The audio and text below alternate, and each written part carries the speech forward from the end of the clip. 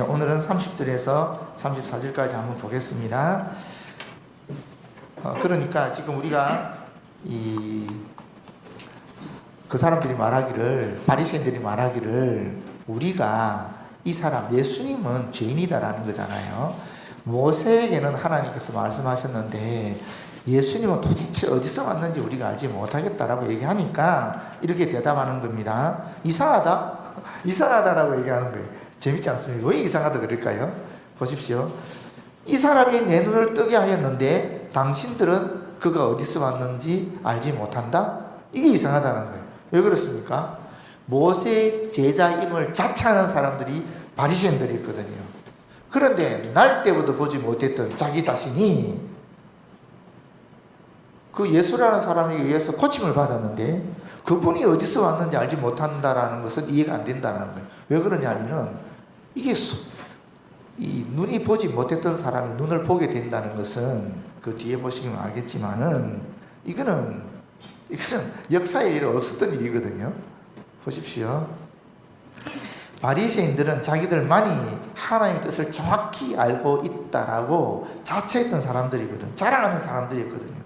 그런데 하나님의 능력이 아니면 불가능한 이런 일을, 눈을 뜨게 한 이런 일을 했는데 그 행한 사람이 누구에서 왔는지 알지 못한다라니까 자기의 손 도저히 납득이 안 된다라는 거예요. 그래서 이상하다 이렇게 말하는 겁니다. 그러면서 뭐라 그럽니까? 이제 이거는 바리새인들이 계속해서 유대인들이 가르쳤던 말이죠. 또 성경에 있는 말이기도 합니다. 그 말이 31절 말씀입니다. 하나님이 죄인의 말을 듣지 아니하시고 하나님께서는 죄인에 대해서는 계속 듣지 아니하신다 이런 뜻입니다. 시대가 바뀌고 삶의 환경이 달라진다 할지라도 하나님께서는 죄인들의 말은 듣지 않는다. 그분은 각 사람이 심은 대로 거둔다. 이것이 그분의 법칙이다. 이런 말이거든요. 이게 구약에 나오는 말씀만이 아니라 신약에도 나오죠.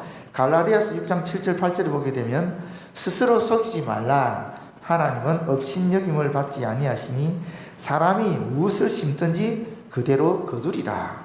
사람이 뭘 어떻게 심는다 할지라도 그대로 거둔다는 거예요. 그래서 그 뒷말이 참 중요하죠. 자기의 육체를 위하여 심는 자는 육체로부터 썩어질 것을 거두고 성령을 위하여 심는 자는 성령으로부터 영생을 거두리라. 이렇게 신약에도 나오거든요. 심은 대로 거둔다라는 겁니다.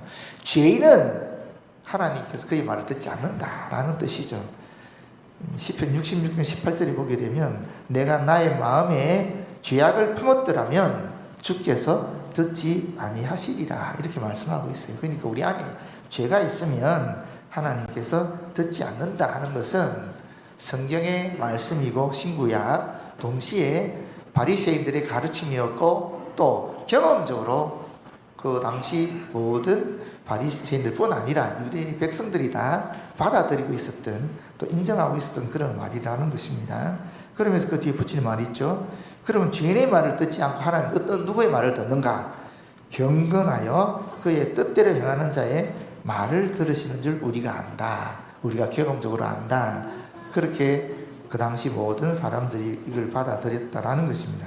이 말은 무슨 말입니까? 바리새인들이 우리가 그 사람은 죄인인 줄 안다 라고 단정적으로 얘기하지 않았습니까? 거기에 대해서 전면적으로 부정하는 말을 하고 있는 것입니다.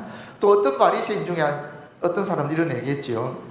죄인으로서 어떻게 이러한 표적을 행하겠느냐, 하나님이 보낸 자가 아니면 어떻게 이런 일을 행하겠느냐, 이런 것과 맥락을 같이 하는 말씀이라고 볼 수 있겠습니다. 그러니까 여러분, 치유받은 사람의 의도가 무엇입니까? 이렇게 말하는 의도는 그 사람은, 나를 고친 사람은 죄인이 아니다. 나를 고친 사람은 하나님께로부터 오신 분이다. 이 얘기를 강조하는 거죠. 그런데 만약에 바리새인들이 계속적으로 논쟁을 하게 되면 어떻게 되겠습니까? 자기들이 말한 논리적 함정에 빠져드는 거예요. 왜냐하면 하나님께서는 죄인의 말을 듣지 않는다. 그렇게 했는데 하나님께서 예수님의 말씀을 들으시고 이 소경의 눈을 보지 못한 사람 눈을 뜨게 하신 거잖아요. 그럼 예수님의 말씀을 하나님 들으신 거거든요. 그런데 예수님을 죄인이라 그러면은 이게 서로 논리적으로 맞지 않잖아요. 논리적 감정 속에 빠졌다라고 볼 수 있는 겁니다. 여러분 여기서 우리가 질문 하나 할 수 있죠. 우리는 죄인입니까? 의인입니까? 우리는 죄인인가요? 우리가 살아가는 모습을 보면 죄인이죠. 여전히 죄짓고 살아가니까. 그러나 우리는 의인이죠. 왜 그렇습니까? 예수께서 우리를 위해서 십자가에 못 박혀 돌아가셨으니까.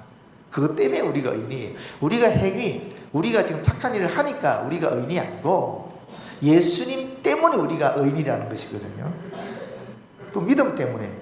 그렇지 않습니까? 그것 때문에 우리가 의인이에요. 우리 행위로 인해서 우리가 의인이 된 것이 아니라 예수님을 믿는 믿음 때문에 우리가 의인이기 때문에 우리는 얼마든지 의인이라고 얘기할 수 있는 거예요.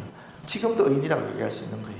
그렇기 때문에 그 말은 무슨 말입니까? 그렇기 때문에 우리는 어떠한 말씀을 하나님께 드려도 하나님 우리의 말씀에 우리의 말에 귀를 기울이신다.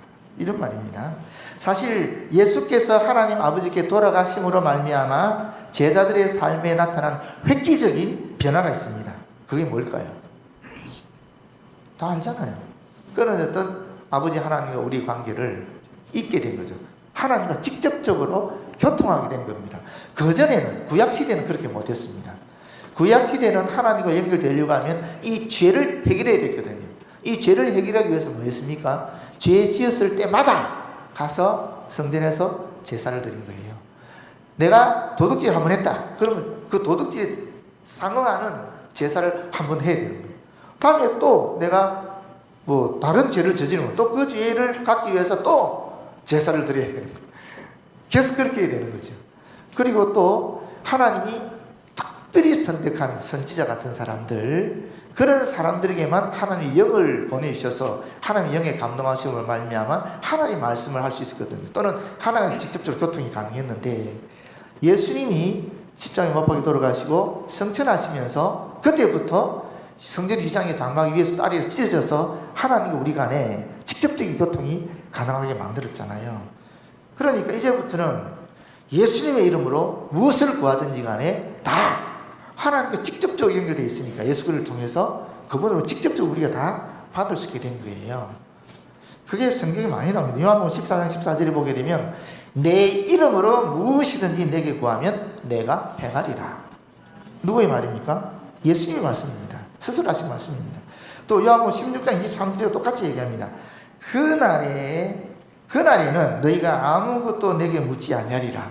이 그날이 뭐냐면 성령 강림하신 날, 오순절 성령 강림하신 날, 성령 받은 날부터는 이제 예수님께 뭐 더 이상 말하지 않아도 묻지 않아도 된다는 것입니다. 왜 그렇습니까? 성령께서 강림하시면 제자들에게 예수께서 가르치신 것을 기억나게 하시고 또 그분의 깊으신 뜻을 깨닫게 하시기 때문에 영적 지강력이 뛰어나게 될 거라는 겁니다. 그러면서 그 뒷말이 딱 붙어 있는데 그 말이 뭐냐면 내가 진실로 진실로 너희에게 이르노니 너희가 무엇이든지 아버지께 구하는 것을 내 이름으로 주시리라. 내 이름으로 주시리라. 예수 이름으로 주시리라. 그래서 우리가 기도할 때 예수님의 이름으로 기도드립니다 라고 얘기하는 겁니다. 이 구절의 말씀에 의지해서 우리가 기도할 때 예수님 이름으로 기도하는 겁니다. 분명하잖아요. 그래서 우리가 하나님의 말씀을 정말 그대로 믿으면 역사가 일어납니다. 그런데 하나님의 말씀이 기록되어 있음에도 불구하고 내가 그대로 믿지 않으면 아무런 의미가 없는 거예요. 분명히 내 이름으로 구하면 아버지께 들어주신다 그랬잖아요. 이 말씀을 그대로 믿으면 역사가 일어나는 것이고 믿지 않으면 일어나지 않는 거죠. 우리가 지금 집사님이 기도했습니다. 끝마디로 뭐라고 얘기했습니까? 예수님의 이름으로 기도한다 그랬잖아요. 그러면 그 앞에 있는 모든 내용은 하나님이 들어주신다라는 것이 전제되는 거죠. 그렇지 않습니까? 믿음으로 구하면 그렇게 된다라는 겁니다. 지난번 그 DTS 할 때에 우리 제사제자학교 김대영 목사님 분이 오셨어요. 이분이 너무 황당한 얘기를 하시는 거예요. 선교지에 가서 진짜 눈이 먼 사람도 보게 하고 또 정말 날 때부터 일어서지 못한 아이 뭐 6살짜리인가 그 애도 거기서 이렇게 세웠대요. 근데 막 기도를 되게 열심히 했느냐 그것도 아니에요. 너무 간단하게 얘기하는 거예요. 너무 간단하게. 예수의 이름으로 치유가 될지어다. 딱 말이 됩니까, 여러분? 막 눈물 흘리면서, 콧물 흘리면서, 간절하게 방언으로 이렇게 기도해도 들을까 말까 한데, 예수의 이름으로, 예수님의 이름으로 치유가 될지어다. 했는데 그렇게 됐다라는 거예요. 근데 그게 한두 건이 아니고, 눈을 뜨게 한 경우가 한 600건 있다 그러더라고요. 지난 15년 동안 선교지 가서 계속 그 팀들이 봉사하고 했는데, 말이 됩니까, 여러분? 여러분, 이해가 됩니까? 좀 말이 안 되지 않습니까? 어떤 경우는 아우리치를 가게, 선교에 가게 되면 그 지역에 있는 사람들이 이 사람들을 시험하기 위해서 일부러 눈이 먼 사람을 데려오는 거예요. 그리고 기도해서 눈 떠보라고 얘기한대요. 눈을 뜨게 해보라고. 눈에 완전히 하얗게 흰막이 내려온 사람, 눈이 안 보이는 사람이죠. 그 사람들 둘을 데려놓고 기도해보라는 거예요. 캄보디아에서 있었던 일이랍니다. 근데 진짜 똑같이 예수님의 이름으로 치유가 될지어다 했는데 흰게 사라지고 까만 눈동자가 나타나더래요. 그래서 보게 됐다는 거예요. 그리고 그날, 그 다음날 한 50명이 왔다나 그 인근 지역에 있는 눈먼 사람 다 몰려온 거죠. 다 났대요. 근데 이게 좀 이해가 안 되는 얘기잖아요. 우리로서는 솔직히 안 그랬으면 여러분 이게 믿깁니까? 근데 그분은 자기가 경험한 얘기를 하니까 이거 안 믿을 수도 없고 그렇잖아요. 또 실제로 그 증거 영상을 보여줬어요.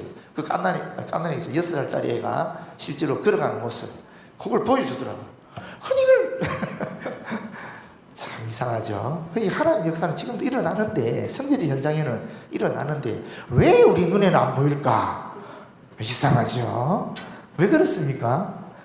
예수님의 이름으로 무엇을 구하든지 아버지께 들으시라는 것을 우리가 확실히 믿지 않으니까 그런 거죠.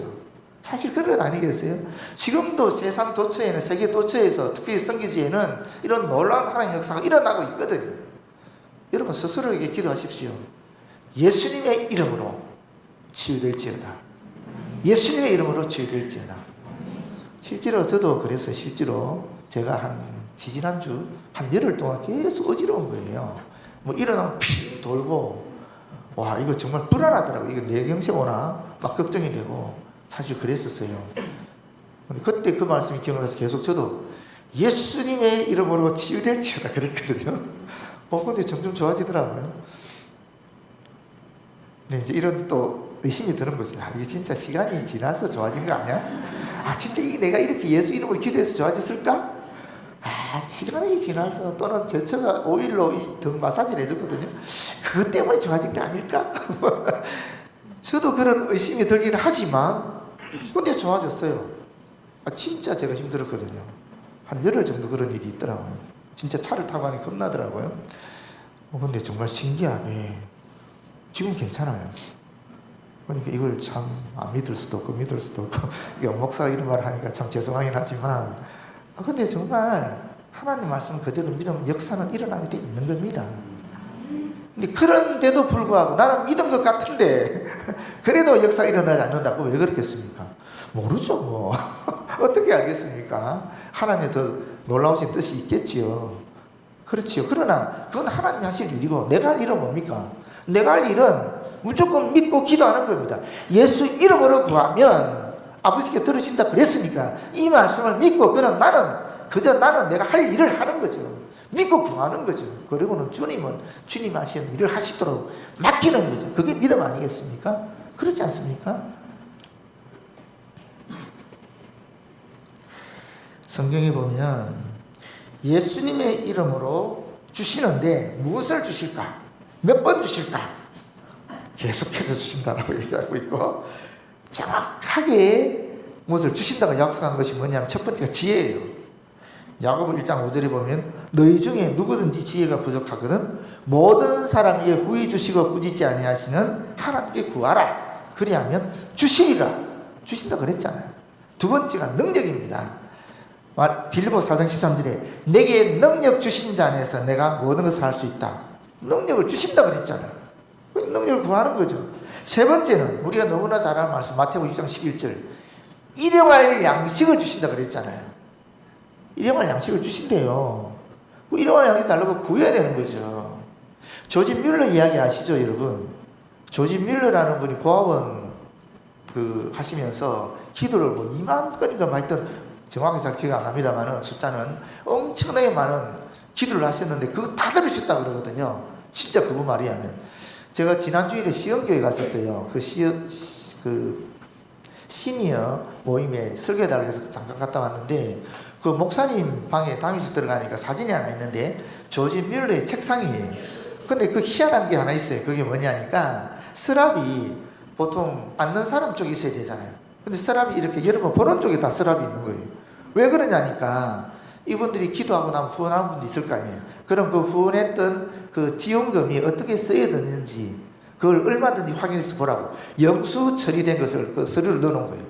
그래서 후원하신 분은 언제든지 와서 서랍 열고 자기가 후원한 것이 어떻게 사용되는지 확인해 보라고.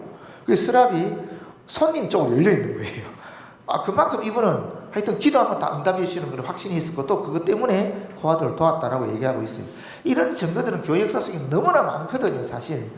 근데 우리는 다 남의 일로 생기니까 역사가 안 일어나는데 진짜 말씀을 믿으면 역사는 일어나는 거예요. 진짜 믿으면은 믿음이 부족한 믿음 달라고 해야 되는 거죠. 근데 그뿐이니까 사실 일용할 양식까지 주신다는 얘기는 뭐겠습니까? 우리에게 필요한 모든 것을 다 채워주겠다라는 거예요. 어떤 것을? 우리가 성도로서 이 땅을 살아갈 때 필요한 것들, 또 하나님 주신 사명을 수행하기 위해서 필요한 것들 다 주신다라는 거예요. 여러분 항존 직분자들이 그냥 할 수 있는 이유가 어디 있습니까? 솔직히 제가 목사로서 제가 어떻게 이 대덕한픽의 단임 목사 일을 할 수 있겠습니까? 저 능력으로 못합니다. 제 지혜로도 못합니다. 하나님이 이 일을 하게 되면 내가 순종하면 단임 목사 할 수 있는 지혜를 주시는 거예요. 능력도 주시는 거예요. 부족하지만 그래도 주시는 거예요. 오늘도 말씀 준비하면서 오늘 이 짧은 부절 속에서 무슨 말씀을 전해야 되나 고민하겠어요, 안 하겠어요? 길게 하면 못 외우니까 짧게 잘라서 하긴 해야 되는데 짧게 하면 말씀 전할 게 별로 없잖아요. 계속 고민할 수밖에 없는데 주님은 주시는 게 또 필요한 말씀을 주시더라고요. 그래서 그랬다니까요. 뭔지 압니까? 알겠죠? 아멘 할렐루야의 준말. 아멘 할렐루야 하고 나오는 거죠. 그렇습니다. 그러니까 하여튼 기도라는 것이 뭐냐? 기도라는 것은 이처럼 위대한 능력을 가지고 있는 거예요.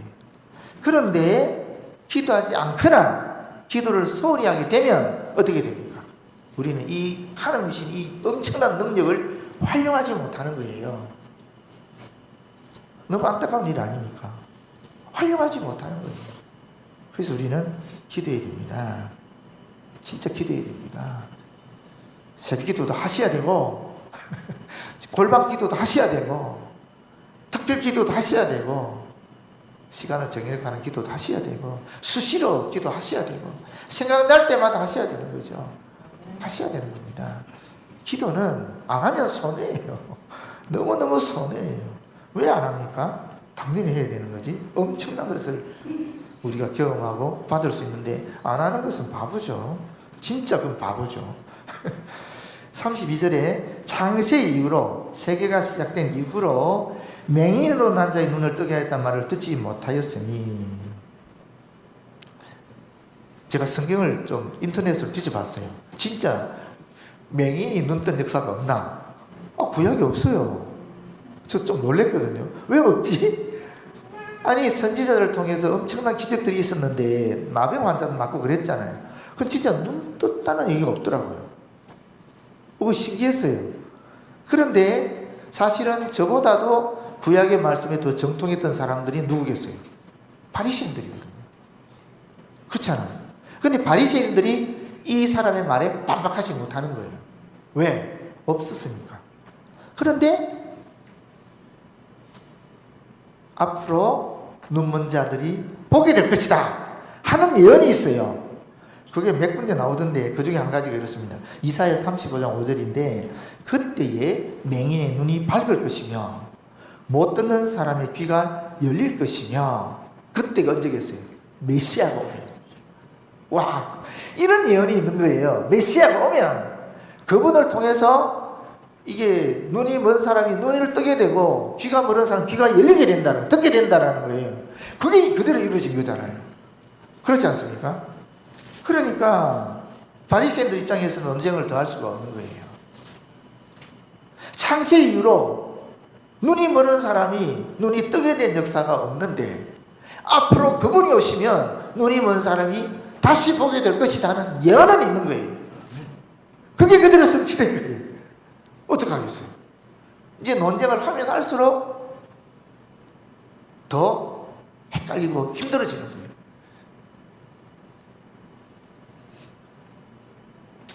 억지 논리가 될 수밖에 없는 거죠.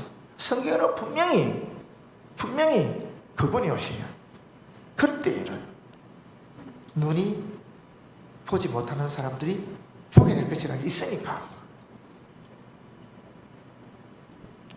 근데 여기서도 한 가지 생각할 게 있어요, 여러분. 제가 이 말씀 보고도 또 참 감사했는데, 날 때부터 눈이 멀었어요. 이 사람은 평생 뭐 했습니까? 구걸했어요.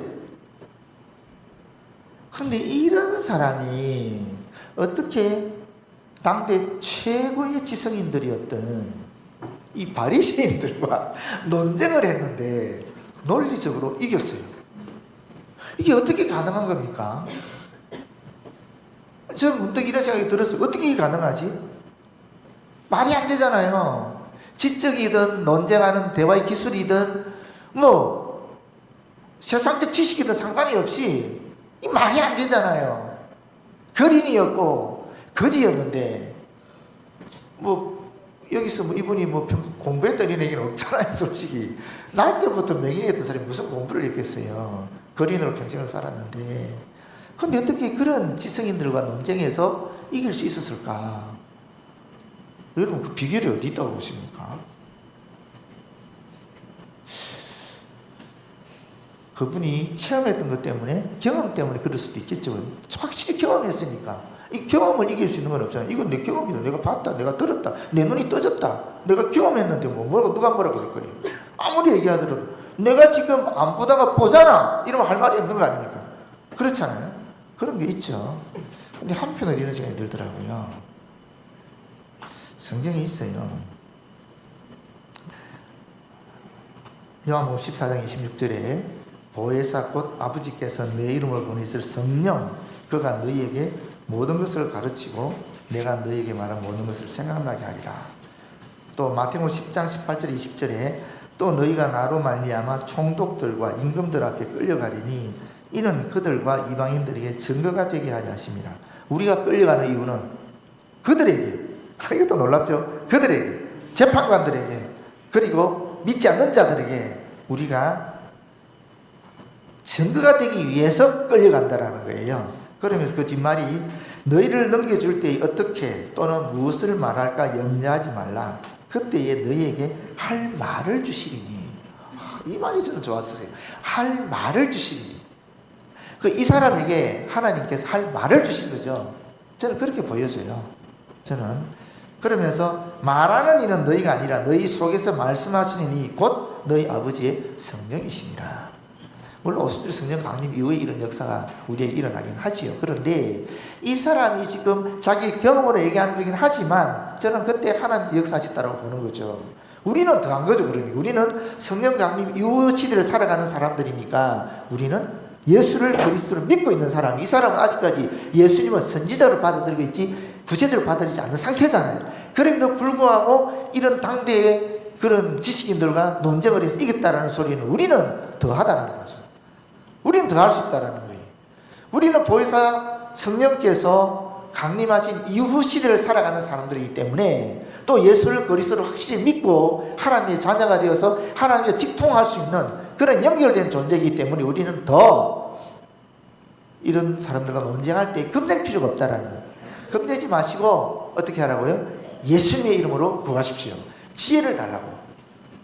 그런 논쟁을 하게 되는 일들이 많이 있잖아요. 그때 주님 저에게 지혜를 주십시오.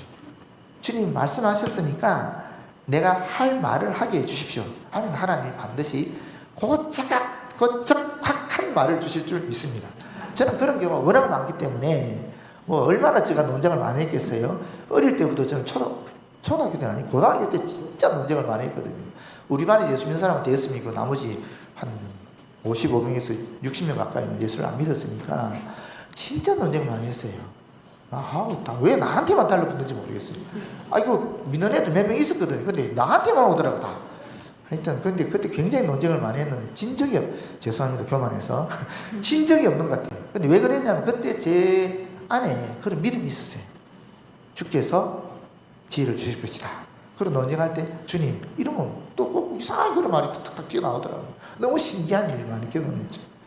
지금도 마찬가지죠. 지금도 뭐 제가 한두 사람과 상담하겠습니까? 한두 사람과 논쟁하겠습니까? 그럴 때마다 마음속으로 기도하거든요. 주님 지혜를 주십시오. 그러면 또 그렇게 하나님이 얘기해 주시더라고요. 그게 저는 참 그만큼 감사해요. 근데 뭐 저한테만 그러겠습니까? 우리 모두에게 이런 일이 일어날 수 있는 거죠.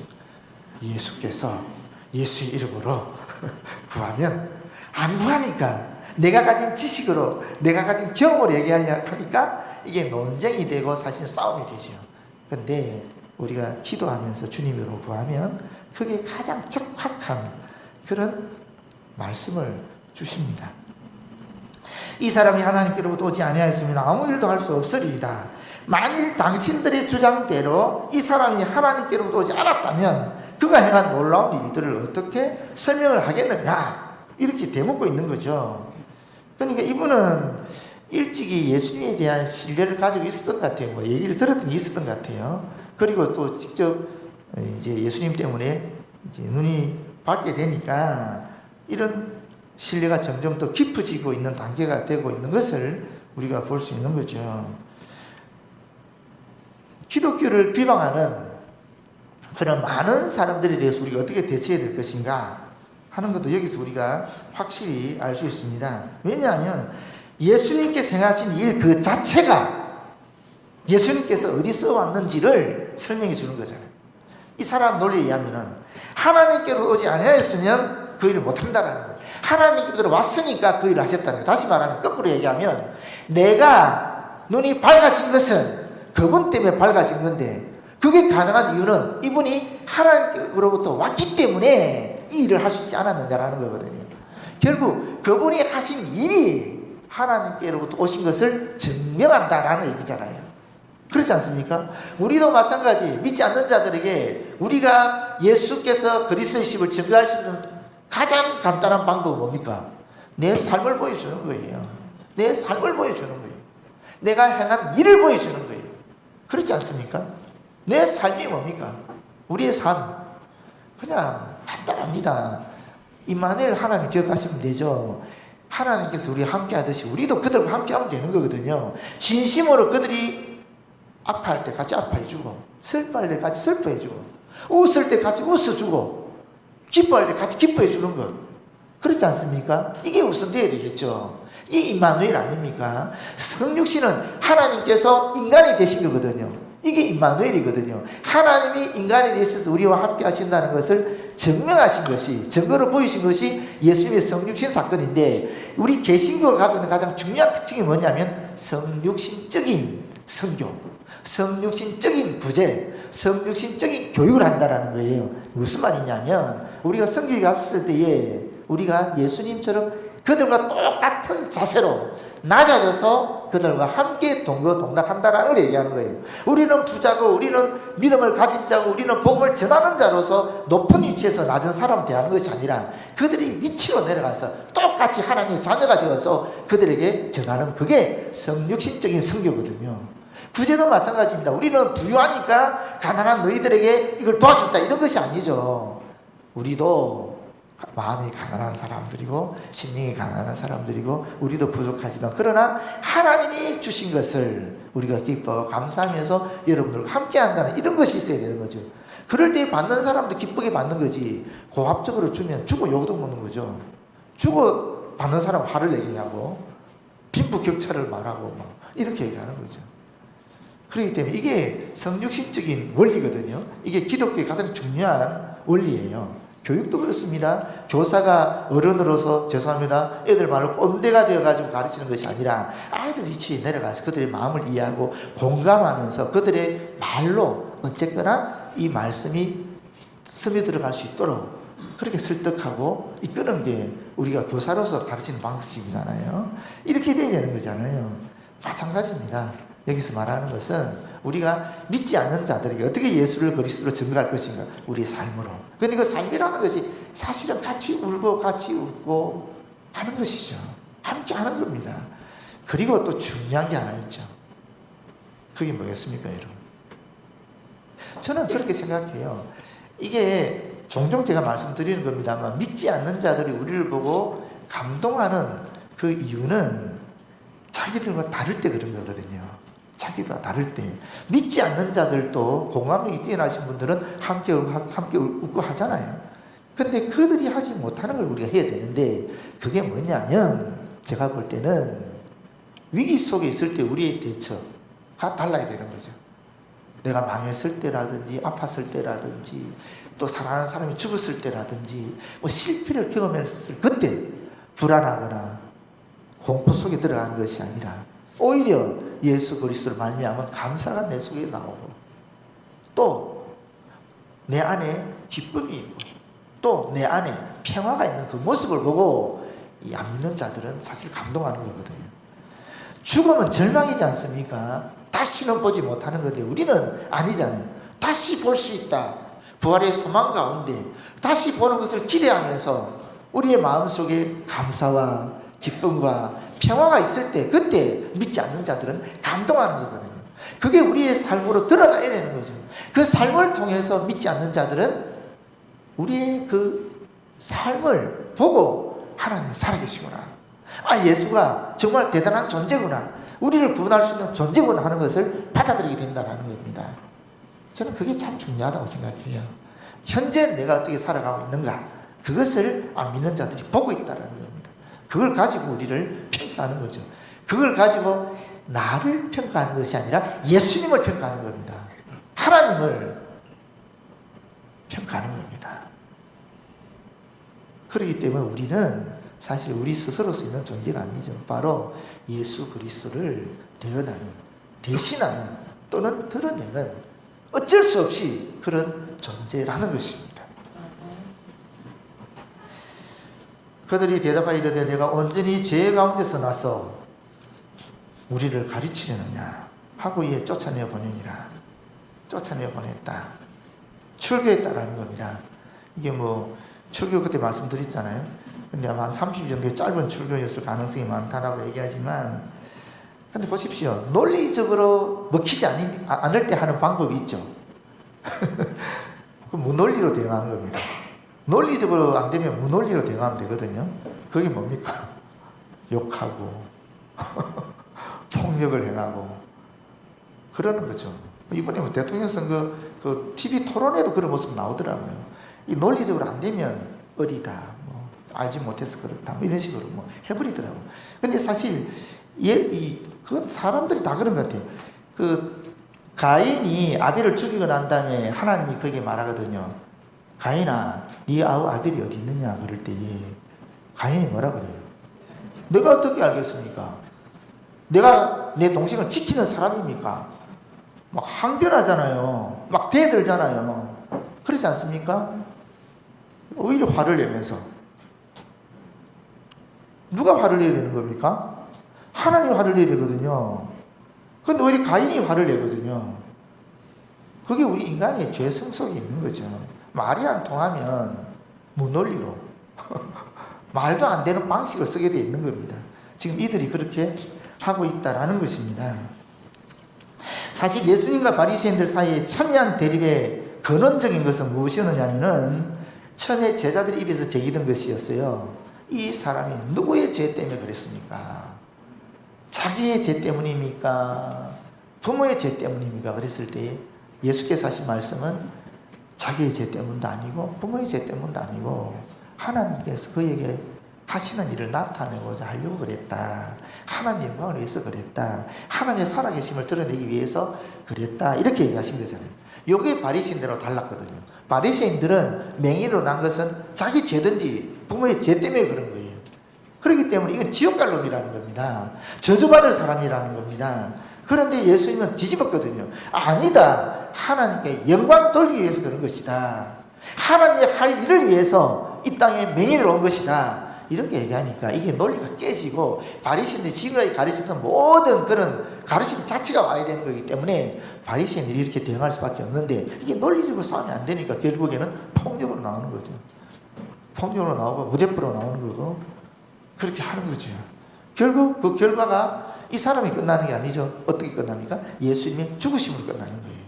그 다음에 결국 예수님을 죽일 수밖에 없는 겁니다. 대응할 수가 없으니까. 논리적으로 해결이 안 되니까 결국 논리로, 폭력으로 그렇게 무대포로 나가게 되어 있는 겁니다.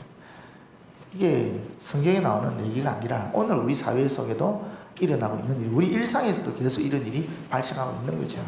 그래서 우리는 더욱 주님 앞에 우리의 마음을 이렇게 내어놓아야 되고, 언제나 주님 앞에 지혜를 구하고 능력을 구하고 일용할 양식을 구하고 우리의 필요한 사명을 감당하기 위해서 필요한 것들을 구해야 될 줄로 믿습니다. 그럴 때에 우리도 이 사람처럼 정말 너무나 차이 나는 그런 바리새인들과도 사실 논리에서 지지 않고 오히려 예수님을 증거할 수 있게 된다는 겁니다. 그런 저가 좀 됐으면 좋겠습니다. 아버지 하나님 고맙고 감사합니다. 주의 말씀 함께 나누었습니다. 이 말씀 주의 성령께서 역사해 주셔서 우리 심령 속에 새겨지게 하시고 우리의 삶에서 필요할 때마다 다시 되살아나서 우리의 삶이 온전히 주님이 기뻐하시는 삶으로 나아갈 수 있도록 도와주시옵소서. 예수님 이름으로 기도드립니다. 아멘.